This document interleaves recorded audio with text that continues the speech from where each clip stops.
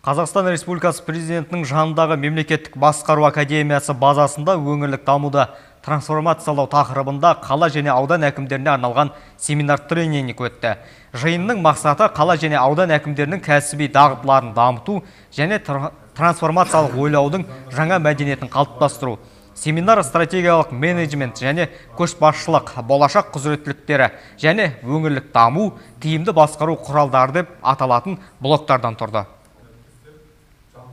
Бүгінгі мына оқу курстары бұл аудан әкімдеріне бағытталған курстар, мемлекеттік қызметтегі жүріп жатқан трансформациялау процестерімен таныстыру.